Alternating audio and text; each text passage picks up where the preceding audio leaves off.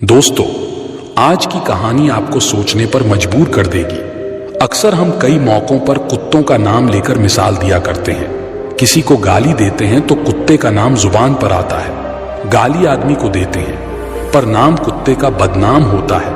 क्या कुत्ता इतना गया गुजरा जीव है, हमने उसे कभी खिलाने पिलाने के बारे में तो नहीं सोचा, चाहे कितने ही दिन से भूखा द्वार पर पड़ा हो। लेकिन हमें कभी उसका नाम इस्तेमाल करने में लज्जा नहीं आई। आपसे निवेदन है, 5 मिनट का समय निकाल कर इस कहानी को जरूर सुन लेना, शायद आपकी सोच बदल जाए। नमस्कार दोस्तों, बोधि थिंक स्पाई यूट्यूब चैनल में आपका दिल से स्वागत है। एक गांव में सुरेश नाम का लड़का रहता था। वह बहुत परेशान था। वह बस यही सोचता रहता कि मैंने पिछले जन्म में क्या पाप किया था जो मुझे अभी भुगतना पड़ रहा है। एक दिन उसे पता चला कि गांव से कुछ दूर एक महात्मा रहते हैं जो सबकी समस्या सुनते हैं। अगले दिन सुरेश उस महात्मा से मिलने के लिए निकल गया। वह पहुंचकर सुरेश ने देखा कि महात्मा अपने आश्रम में कुछ लोगों को उपदेश दे रहे थे। तभी सुरेश ने महात्मा को प्रणाम किया और कहा, गुरुदेव, मेरे मन में एक प्रश्न उठ रहा है। महात्मा ने कहा, भंते निसंकोच होकर पूछो, आपके मन में वह कौन सा प्रश्न उठ रहा है। तब सुरेश ने कहा, गुरुदेव, मैं यह जानना चाहता हूं कि कुत्ते को एक टुकड़ा रोटी खिलाने से मनुष्य को कौन सा फल मिलता है। तभी महात्मा ने बताया, अगर मनुष्य कुत्ते को रोटी खिलाने के 8 फायदे जान जाए तो कभी दुखी नहीं होगा। भंते कुत्ते को एक टुकड़ा रोटी खिलाने से मनुष्य को 8 फायदे होते हैं तथा जो भी मनुष्य इन फायदों के बारे में जान जाता है उसका जीवन धन्य हो जाता है और उसको जीवन में कभी दुखों का सामना नहीं करना पड़ता है। जो भी मनुष्य पृथ्वी लोक पर कुत्ते को एक टुकड़ा रोटी खिलाता है उसे 8 फायदे होते हैं और वह जीवन भर सुखी रहता है और उसे मृत्यु के बाद मोक्ष की प्राप्ति होती है। महात्मा ने कहा, भंते, तुम्हें एक कहानी सुनाता हूं, ध्यान से सुनना, फिर तुम्हें सब पता चल जाएगा। एक समय की बात है, एक काले रंग का कुत्ता था।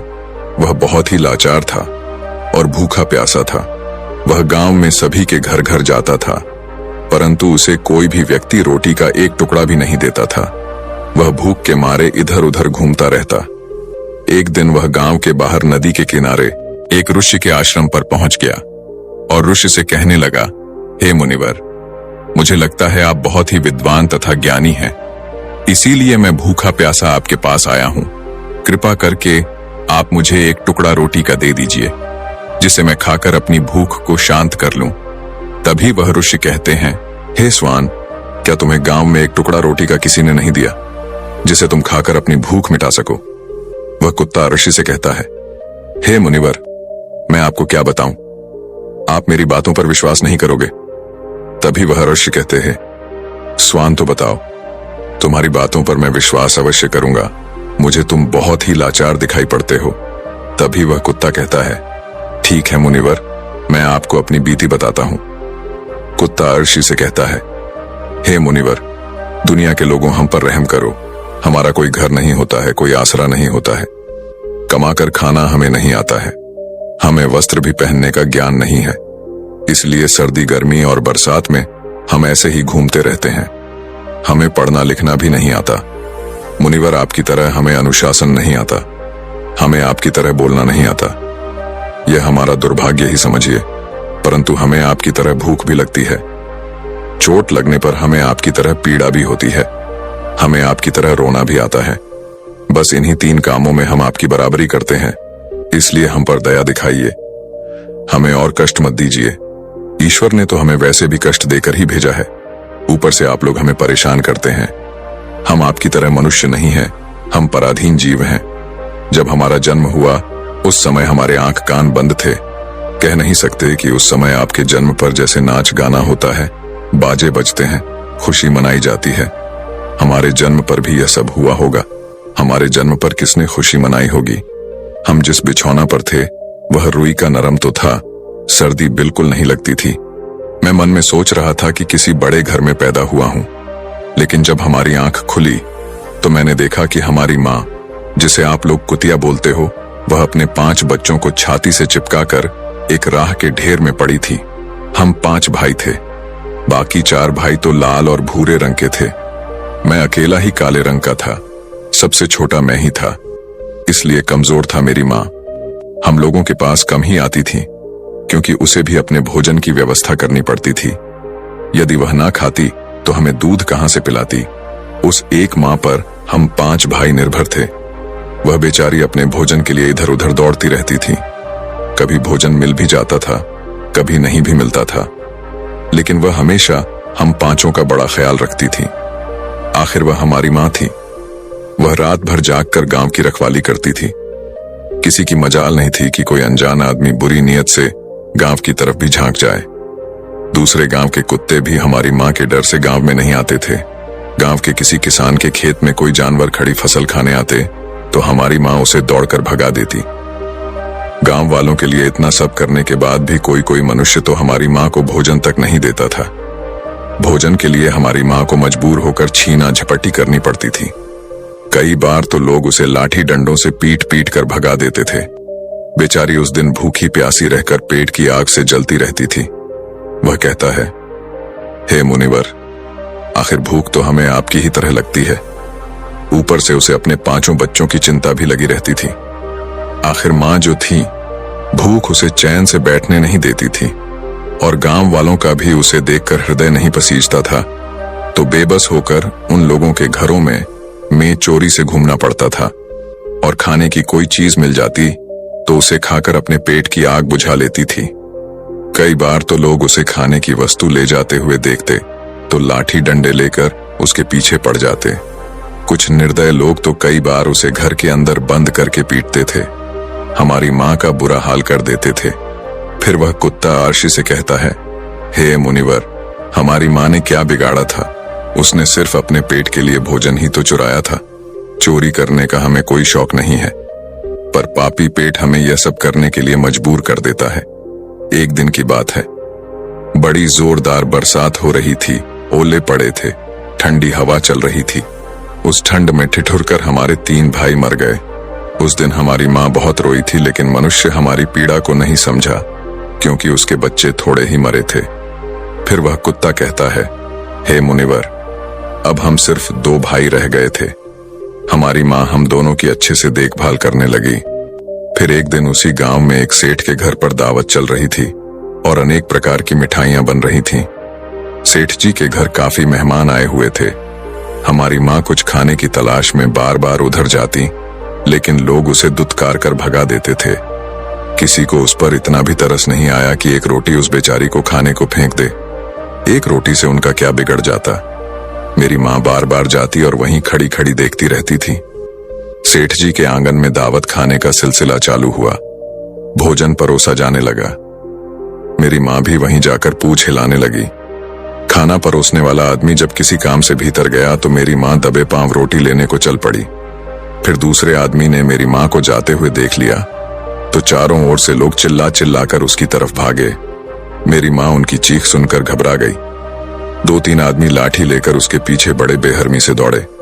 मेरी माँ वहां से घबराकर भागने लगी, परंतु उसे वहां से निकलने का कोई रास्ता नहीं मिला, क्योंकि सामने से लोग लाठी डंडे लेकर आ रहे थे। तभी मेरी माँ वहां पर जो लोग भोजन कर रहे थे उनको लांघ कर निकल गई। आगे वह कुत्ता कहता है, हे मुनिवर, मेरी माँ अपने निकलने पर इतनी हैरान नहीं थी जितनी कि उन लोगों को देखकर हुई थी जो वहां पर दावत खा रहे थे। वह सब उठकर खड़े हो गए। उन्होंने भोजन करना छोड़ दिया और कहने लगे कि कुतिया के लांघ जाने के कारण भोजन भ्रष्ट हो गया है। सब एक दूसरे से विचार विमर्श कर रहे थे कि अब क्या किया जाए। खाना तो सब खराब हो गया है। फिर सेठ जी फूट फूट कर रोने लगे। कुछ लोग तो यह भी कह रहे थे कि भाई कुतिया के लांघने से भोजन खराब कैसे हो गया? उसने खाने में या पतलों में मुंह थोड़ी डाला है, सिर्फ ऊपर से लांघ कर ही तो गई है। और कहने लगे, शहरों में तो लोग कुत्ते को पालकर घर के अंदर सुलाते भी हैं और खिलाते भी हैं, तो इसमें कोई बुरी बात नहीं है। अगर कुतिया लांघ कर गई है तो भोजन खराब नहीं हुआ है। लेकिन उनमें से कुछ लोग बड़े घरों से ताल्लुक रखते थे, उन्होंने एक भी नहीं चलने दी। कह रहे थे कि भोजन तो भ्रष्ट हो गया है, यह हमारे खाने के लायक नहीं है। आखिरकार उन्हीं की बात मानी गई। अब तो वह सारा भोजन गरीबों में बांट दिया गया। उस दिन तो मेरी माँ को खूब पेट भर के खाना मिला था। ऐसा सुख उसने जीवन में कभी नहीं पाया था। लेकिन वह सुख उसके लिए बड़ी मुसीबत बन गया। वह भोजन करके वहां आराम से लेटी ही थी, उतने में वह सेठ डंडा लेकर वहां आ पहुंचा और उसे बुरी तरह से पीटने लगा। उसे वहां से भागने का भी कोई अवसर नहीं मिल पाया। डंडों की चोट से वह बुरी तरह से चिल्लाने लगी। मां का विलाप सुनकर पत्थर भी पिघल जाता है, पर उस निर्दय को उस पर जरा भी रहम नहीं आया। वह उसे कठोरता पूर्वक पीटता रहा। मां का वह सौर पूरे गांव में सुनाई दे रहा था। तब कुछ लोग आए और उसे समझाते हुए बोले, सेठ जी, जाने दो, भूख में तो आदमी की भी बुद्धि भ्रष्ट हो जाती है। यह तो एक पशु है, इसे अच्छे बुरे का क्या ज्ञान। अब इसे मारकर आपको क्या मिलेगा? जो होना था सो हो गया। लोगों के समझाने के बाद उसने हमारी मां को पीटना बंद किया। फिर बड़ी मुश्किल हालात में वह हमारे पास आई। मां ने आकर सारी कहानी हम दोनों भाइयों को सुनाई।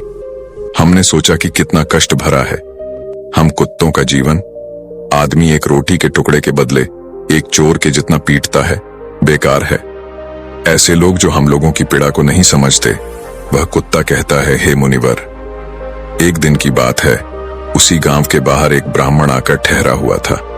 उसने अपने भोजन के लिए एक जगह चुल्ला बनाया और उस पर दाल बनाने के लिए रख दी। उसके बाद आटा गोद कर रख दिया। वह वहीं पास में कुएं पर पानी लेने चला गया।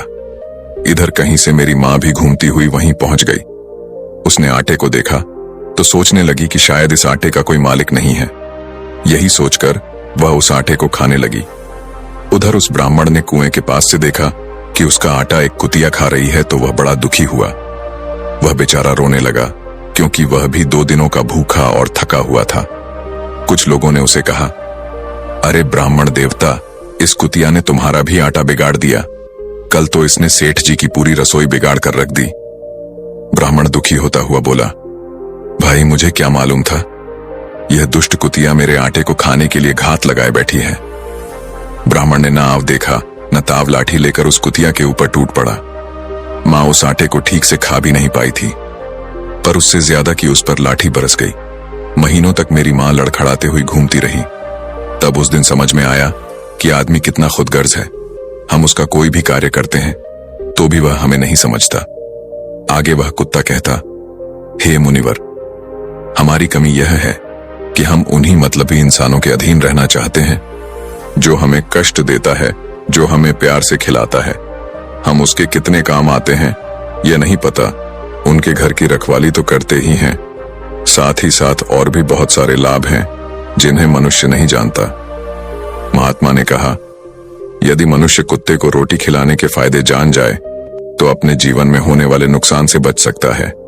आज मैं आपको बताऊंगा कुत्ते को रोटी खिलाने के 8 फायदे।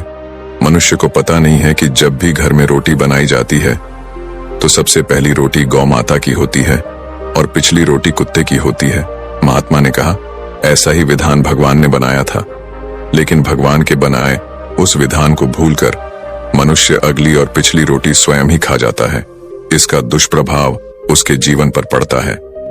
कुत्ता वह प्राणी है जिसको रोटी खिलाने से मनुष्य के जीवन में पड़ने वाले ग्रहों के दोष भी दूर हो जाते हैं। महात्मा ने कहा, कुत्ते को रोटी खिलाने का पहला फायदा, कुत्ते को रोटी खिलाने से शनि का नकारात्मक प्रभाव कम हो जाता है। शनि ग्रह जब अपनी कुदृष्टि डालता है तो हर मनुष्य बर्बाद हो जाता है। जिस व्यक्ति पर उनकी महादशा का आरंभ हो जाता है तो बने बनाए काम अपने आप बिगड़ने लगते हैं और वह मनुष्य आर्थिक तंगी का शिकार हो जाता है। उस स्थिति में व्यक्ति यदि कुत्ते को रोटी खिलाता है तो उस पर शनि का दुष्प्रभाव बहुत ही कम हो जाता है। कुत्ते को रोटी खिलाने का दूसरा फायदा, कुत्ते को रोटी खिलाने से भाग्य आपके पक्ष में हो जाता है। आपके घर के अंदर नकारात्मक शक्ति नष्ट हो जाती है। कुत्ते को रोटी खिलाने का तीसरा फायदा, कुत्ते को रोटी खिलाने से माता लक्ष्मी प्रसन्न हो जाती है और आपके घर में धन दौलत की कभी कमी नहीं रहती है। कुत्ते को रोटी खिलाने का चौथा फायदा, कुत्ते को रोटी खिलाने से आपके ऊपर कर्ज नहीं चढ़ता और जो पहले से आप कर्जदार हैं उससे भी मुक्ति मिल जाती है। कुत्ते को रोटी खिलाने का पांचवा फायदा, कुत्ते को सुबह शाम भोजन देने से आपका व्यापार बहुत अच्छे से चलता है। कुत्ते को रोटी खिलाने का छठा फायदा, कुत्ते को रोटी देने से आपकी आयु में वृद्धि होती है और अटका हुआ धन वापस मिल जाता है। कुत्ते को रोटी खिलाने का 7वां फायदा।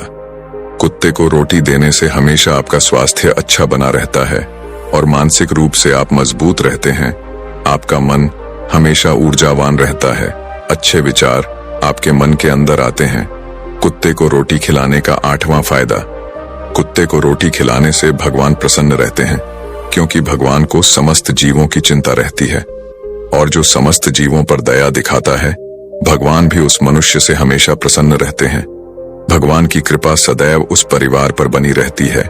आपने अपने बूढ़े बड़ों से सुना होगा, कहते हैं कि जब कुत्ता रोता है तो अब सुगुन होता है। कोई संकट आता है, किसी की मृत्यु होती है, इसलिए कुत्ते को कभी रुलाना नहीं चाहिए। इस प्रकार से महात्मा ने सुरेश को कुत्ते को रोटी खिलाने के 8 फायदे बताए और जो भी मनुष्य कुत्ते को रोटी खिलाता है तो उसे इन 8 फायदों का फल प्राप्त होता है। तो दोस्तों, कैसी लगी आपको ये कहानी? आप हमें कमेंट सेक्शन में जरूर बताना और अच्छी लगी हो तो इस चैनल को सब्सक्राइब जरूर कर लेना। तो चलिए मिलते हैं ऐसी ही कोई नई कहानी में। तब तक के लिए अपना ख्याल रखें। धन्यवाद और नमो बुद्धाय।